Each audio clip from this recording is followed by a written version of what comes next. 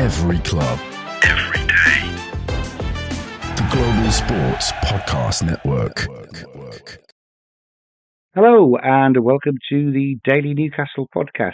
It is Crossover Thursday and I'm joined by Stuart from the Daily, is it the Daily Forest or Daily Nottingham Forest? The Daily Forest, so anything Daily Notts Forest, we're okay. Excellent. Welcome, Stuart. Thank you very much indeed for joining me to preview. It does seem a way off, actually, but it being Wednesday when we're recording Sunday, this. isn't it? Yeah. But we're previewing the match on Sunday afternoon, Newcastle at home to Nottingham Forest. And it's a big, big game for both of us. Because although we had a very disappointing result on the weekend that knocked us from hopefully going third or fourth down to seventh, we didn't lose any ground on you in third because you had an unfortunate result away at Fulham as well. So it's another 6-pointer. And I guess with it being so tight at the top of the Premier League, these are going to come thick and fast now. Yeah, definitely. So, I mean, the season is flying by somehow, even though it's certainly been very, very cold here today. There is only 13 matches left of the season. We're almost into the home straight. And you're right, we both have reasonably similar records in the last few games. But yeah, we do remain just those 6 points ahead of Newcastle, but that is 4 spots. So there's a lot of change, a lot of potential for change going forward. I ask generally at the start, I mean, be honest with me, when it kicked off back in August, did you see Forest getting off to a good start, taking a position up in the top 4 and holding it all of this time? Or No, when did you start to develop that belief? Because I know you're looking forward to Champions League football next year now. No, we are. I mean, I'm gonna, even though we've had 2 disappointing results in the last 3, or 3 in the last 4, if you include Exeter, I am now sitting here saying that I do still think Forest will get the top 5, which will be Champions League. But to answer the question, and when we first started thinking that Champions League might actually be a possibility, was the win against Aston Villa early December. Not sure if this is the game you watched or maybe caught on Match of the Day. But it's actually our only win this season where we came from behind to win. We're really good at taking the lead and holding on to the lead. But this Villa game in December, not only did we go 1-0 down with 20 minutes to go, but then a few minutes later, our first equaliser was ruled out for the tightest of VAR calls. So the fact that we showed the belief and the desire to fight past the double setback of going 1 down and having an equaliser disallowed, that was the moment for me. Villa are a decent side where Champions League started to become a possibility. Before then, we were in, this has been a good start territory. After that game, it was, there's actually something brewing here. Yeah, and I mean, to be fair, it's no fluke, is it? I'm sitting just before we talk, jotting down which players to talk about because they're a real danger. And I actually think I've written down nearly 11 players here because what a great team you have. And how much of that is the individual players? How much of it is the tactics that Nuno's put together for them? Because these teams are really switched on manager this year. Yeah, so it's interesting. I know you wanted to ask me later on in the episode, Iain, who is going under the radar. Or you've mentioned 11. You said you've written down 11 names. That's it. So the one thing we've got to worry about is there isn't really any squad depth. So we've got that good first 11, a strong first 11, and that's really it. But then we'll come to any unknown gems later, although it might be a short part of the episode. So I think it's definitely a bit of both from your question. Yes, most of that first 11 are having the season of their lives so far. Elanga getting a hat-trick of assists in one game, Elliot Anderson controlling the show, Murillo and Milenkovic up there for the best central defensive partnership in the league. But they can only be the best central defensive partnership in the league if they're allowed to play to their strengths. If they've got traditional, Murillo is better on the ball, Milenkovic is better in the air type partnership. And yeah, those wingers, and of course Chris Wood, we are playing well and truly to his strengths as well. So yeah, although the players are playing out of their skin most weeks, not every week as we've seen, but most weeks they are being given the tactics and the platform to thrive and to develop together. Yeah, they are. They are very good, and I guess you've probably only had one or two disappointing results, one of which I'm sure was your early exit from the Carabao Cup. The other being a win for Newcastle away from home, right at the time when we weren't really winning very much at all. That was out of the blue for us, and I think we're a little bit like you in that respect, and in that we've got a very very good first team. We do have a little bit of strength and depth, but then when they sell two of those in the January without replacing anybody, and there are a couple of injuries to some key players, then yeah, we're looking at a bench that hasn't got a lot to bring on and try and change the game as well. Before we get into actually looking at this game on Sunday in part 2 and onwards, is there any reason why results seem to have dipped a little bit? I mean, I think that game against Fulham, we know Fulham are a good team. They won at St James's Park 2 games ago.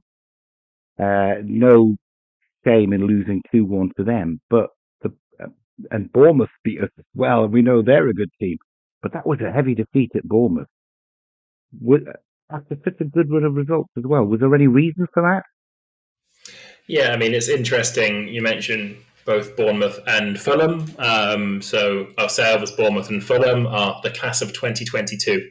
And the three teams all got promoted together. And therefore, amongst the fans of the three teams, we have been benchmarking ourselves against each other ever since. So it could well be that all three of those teams, of course, the last promoted teams to survive, all the promoted teams got relegated last year, and it will probably happen this year as well. But those three teams, Forest, Bournemouth, and Fulham, could all make Europe together this season. And for whatever reason, they are our bogey teams. We've lost, I think, every single game against Bournemouth. So been a couple of draws, but mainly losses. Fulham we've beaten once, lost to all the other times.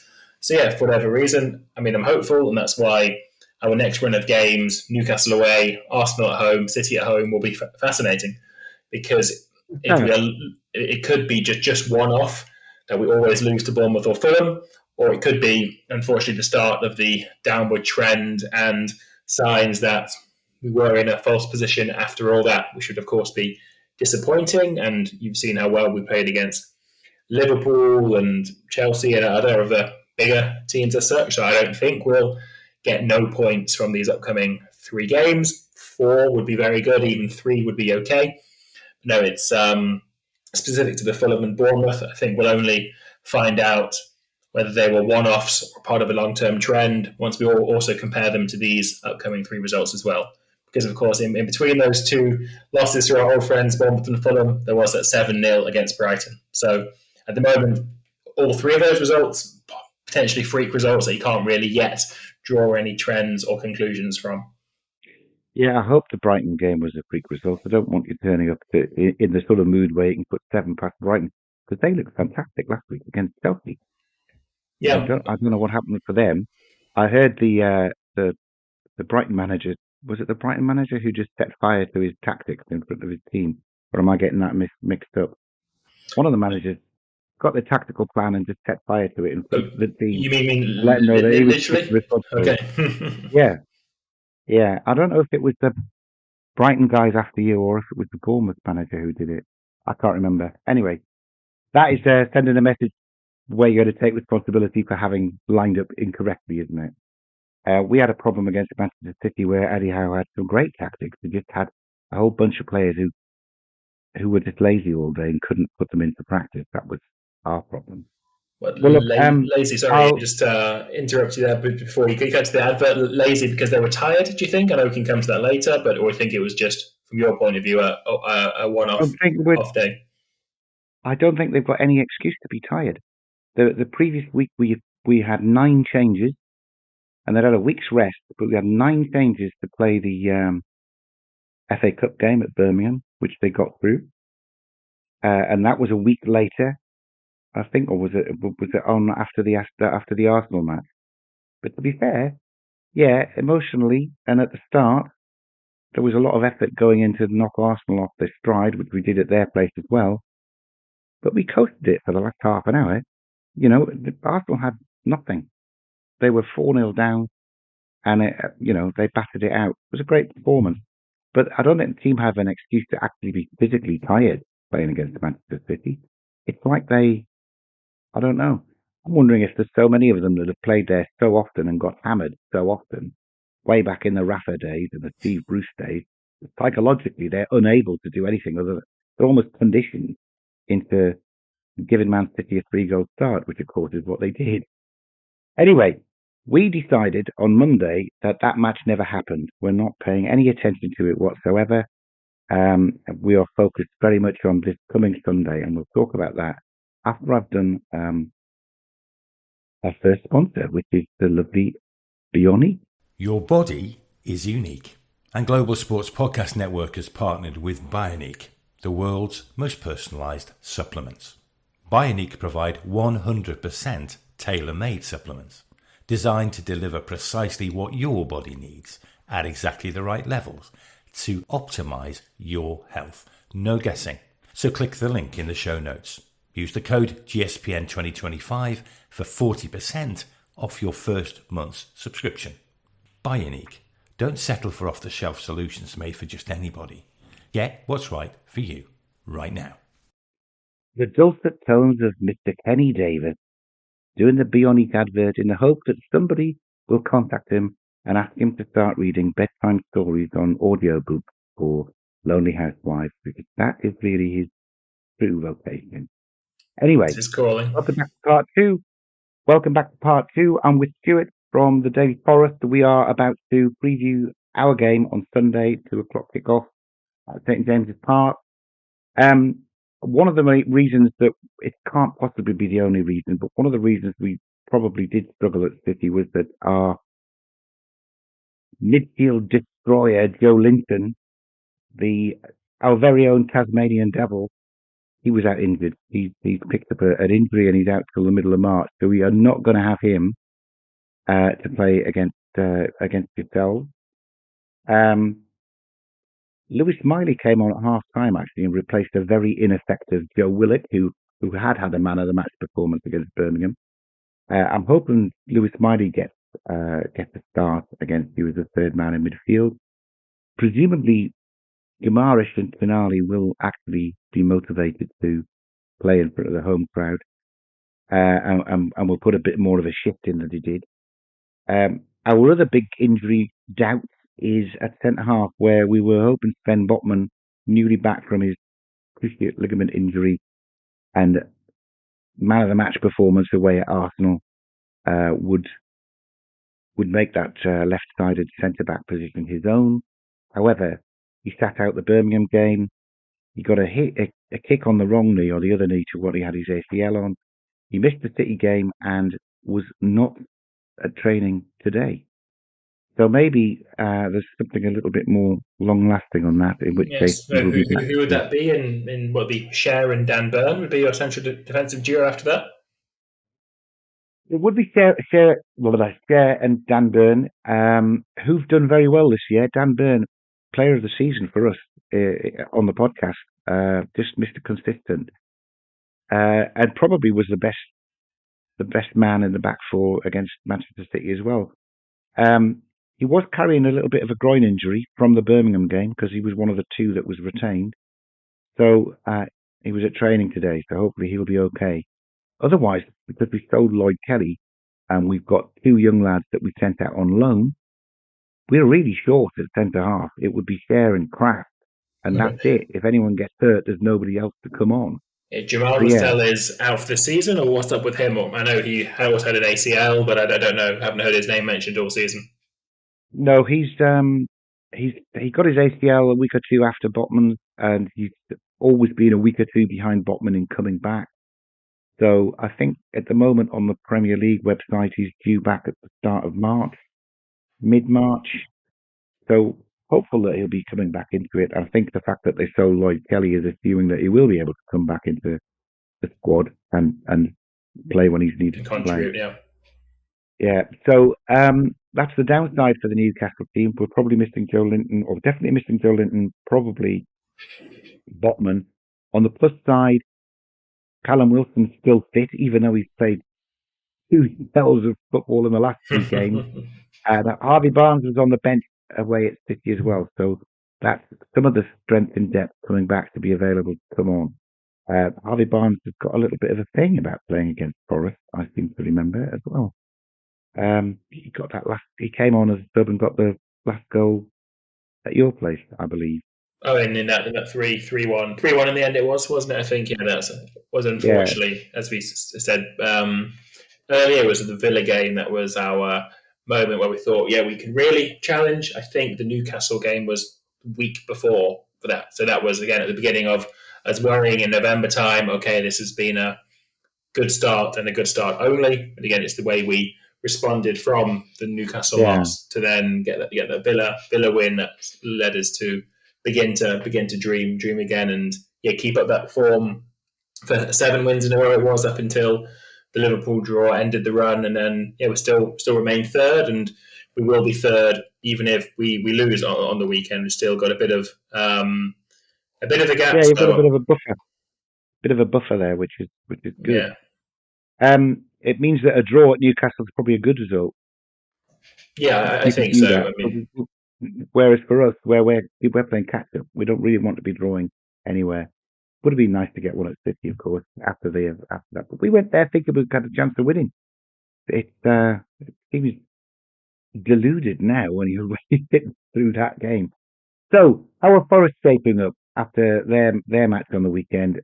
Any doubt coming through? Not really. So, as we mentioned earlier, it's been a very consistent 11, really. Or consistent 12 or 13, though starting in central midfield is probably where the most changes. But no, Callum Hudson-Odoi came back from 3 games out off the bench last weekend, so we'd expect him to start, which means that the only injuries are Taro Awani, our backup striker, who got a broken nose in the FA Cup game and a concussion. So I think because he was a concussion substitute, it meant he wasn't allowed to play against Fulham. I think it's 12 days after the concussion you're not allowed to play. So I think our game together is maybe day 13 or 14 out of that. So maybe they'll risk him on the bench, maybe not. And then a backup keeper, Carlos Miguel, got an injury also next to games, meaning our keeper on the bench will be. Can you name our third choice keeper who'll be on the bench? Well, it's not Odysseus anymore, is it? It's not Odysseus, no. It's Wayne Hennessy. Ah, right, okay. In fact, if I stopped and thought, I might have been able to get that. Because, of course, your first choice goalkeeper, a bit of a failure at Newcastle. Rafa bought him, played him about 15 times, and then he lost his place, and then he moved on.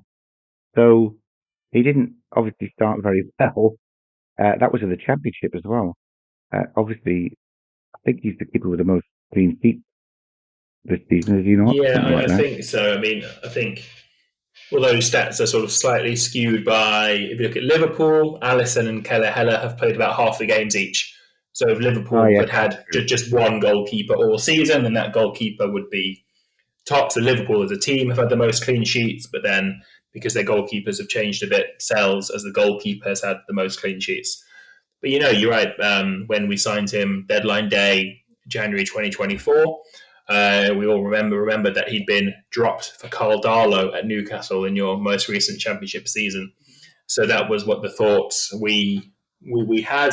We'd had such a bad year for goalkeepers last year with Matt Turner and Odysseus Vlachodimos being completely not up to the job. So Sells was brought in because his name wasn't Matt Turner or Odysseus Vlachodimos. He wasn't using his ability. It's just because he was somebody else, and he did okay. In the second half of last season, we stayed up but throughout the summer, the assumption was we would sign Aaron Ramsdale or Sam Johnston or someone like that, goalkeepers who were available. But we didn't. We instead signed Carlos Miguel, a young, raw keeper from Brazil, played against you in that Carabao Cup game, of course, back in August. But Sales has just kept the jersey, and he's grown in confidence, grown in strength, and he is now one of the league's mostly outstanding keepers, always up for save of the month. Sometime in some games has his own save of the month competition, it seems. So we're now very, very happy with Matt Sales despite that slow start. Thank you. I think Martin Dubravka has won the January save of the month. So yeah, I get what you mean. Come in and then suddenly start performing like that. Dubravka's a little bit of a forgotten man with Nick Pope, having played so many games. Yeah, but Dubravka seems to Pope is fit. I think Pope played in the cup, but Dubravka is now the league number one as well, or this is just Dubravka getting a reward for good performance, and you expect Pope to play in the Carabao Cup final, for example. No, I think Dubravka was lined up to go to Saudi Arabia in January, and had to step in because Pope didn't come back, and he's played really, really well. He still hasn't thrown in a typical Dubravka bad performance to get himself dropped. You couldn't blame him for any of the goals that were let in, really in against Manchester City, and he was in goal throughout the 9-game winning run. Some games he didn't have a lot of shots to stop. There always are shots to stop on target, and he stopped them. So yeah, we're all big Dubs fans now. I think he'll be the number one until he has a howler. Okay. But Pope is there and ready, and Pope made one or two really good saves in the Birmingham match. So Pope scares everybody though with the ball at his feet. His distribution is awful. And Dubravka, we've noticed when Dubravka came back in, his distribution is probably just adequate, but it's so much better than Pope's, and the way we attack, the transitional play, the quick turnaround, that's what we need in goal. Someone who can get the ball out accurately and quickly. So I guess for that reason that he's still in there. Look, I am going to pause just there, Stuart, because I can look at the time and realizing that the Zencastr guys will be wondering where their advert is, and here it is, coming along right now. Here at the Global Sports Podcast Network, we spent a lot of time selecting our delivery platform. Zencastr came out the clear winner. With 4K video recording from your phone and AI editing that automatically removes all those ums and ahs, it's super easy to start a podcast that sounds great and is delivered efficiently. If you're ready to tell your story, check out the link in the show description to learn more about Zencastr. Only one stumble there, never mind. Can't be perfect every time. And we're back for part 3. Stuart, are there any players who you fear on the Newcastle side might have something they're not even for a story about? I was surprised earlier in the episode where you said Dan Burn was your player of the season because of how good Alexander Isak has been.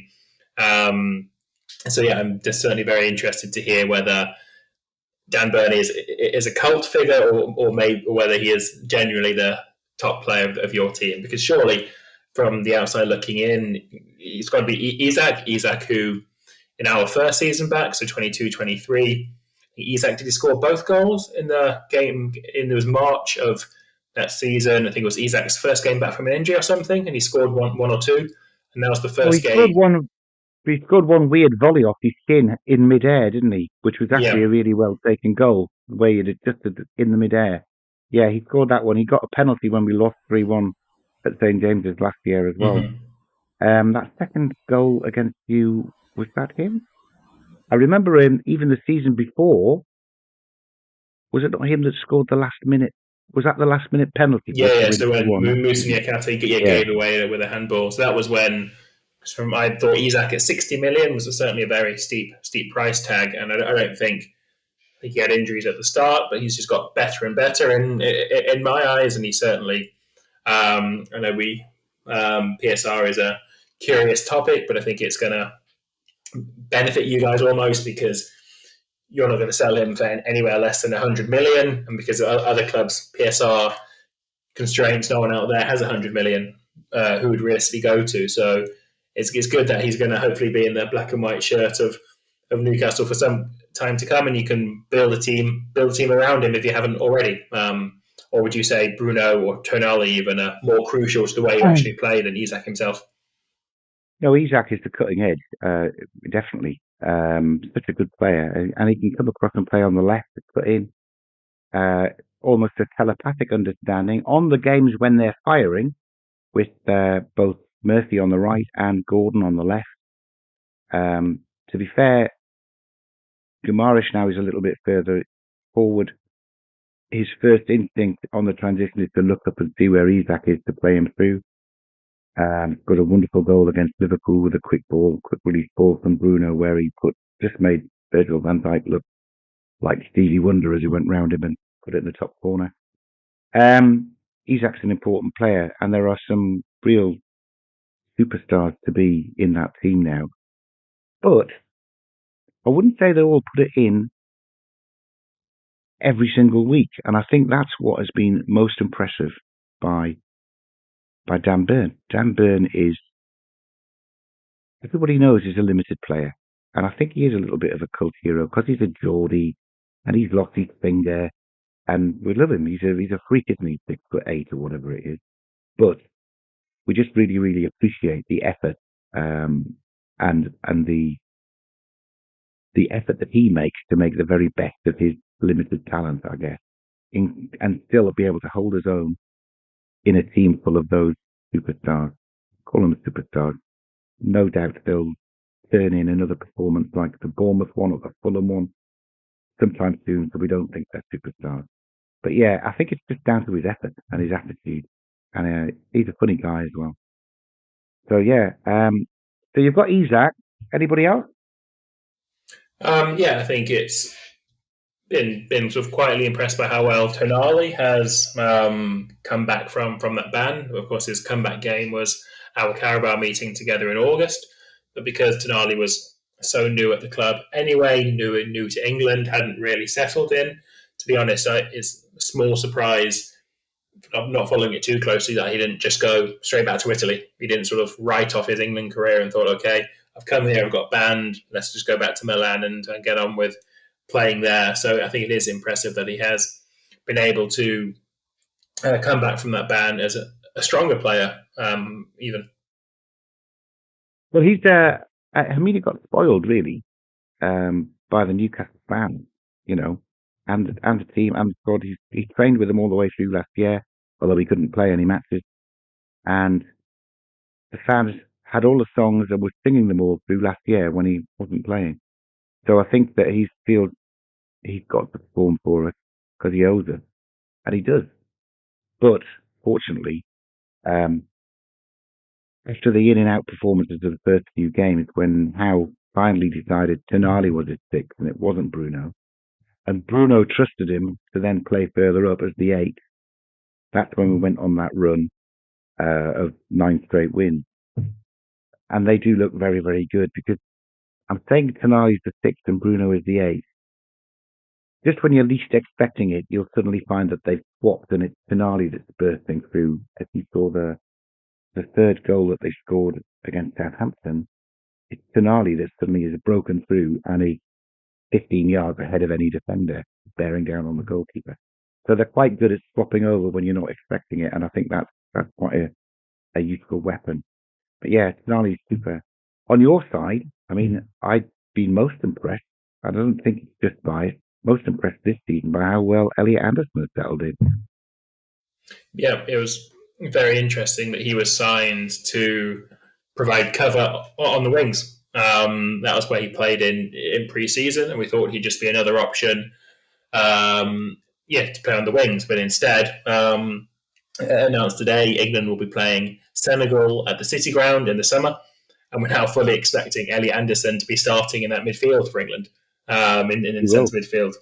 He's been that good, that impressive in making a position his own, with his work rate, his energy, his passing. Not yet with his goal scoring, just got the one for us so far, and we're hoping that will increase as the season progresses. But yeah, we are, I said, certainly got the absolute best bargain of the season, getting him for just £15 million once you consider that that allegedly we received 20 million quid in return from the Codemos. So yeah, I mean, modern football, it's a shame that these things have to happen. I mean, again, we can do a whole other episode on PSR, but in this deal, we certainly looked out. Yeah, I think you scored there, but then maybe we owed you because you did take John Joe Shelby off our hands, and at the time we thought, oh look, they've taken Chris Wood and given us nearly all of our money back. But I mean, he's been a super buy. He was only 15 million as well, was he? Yeah, that certainly is a big part of how you never can tell how well a football transfer works. I was happier with DeAndre Shelby than I was with Chris Wood that first January. Only 2 years ago now, feels like a lot longer ago.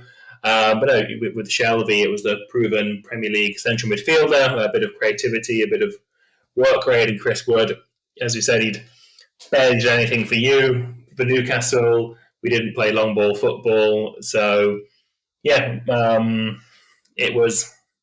I mean, if you look at them together, I think we paid 15 for Chris Wood and got John Joe Shelby on a free. If you average it out to 7.5 a signing, then it makes Chris Wood even more good value. Yeah, good value. Right. Let's move on to our predictions for the game, Stuart. It'll be interesting. Either of us trying to guess what on earth either of our teams are going to perform like. I guess you've got even more variations. You've got to consider whether it's a 7-0 winning performance or a 5-0 defeat performance coming up. I've got a 4-1 against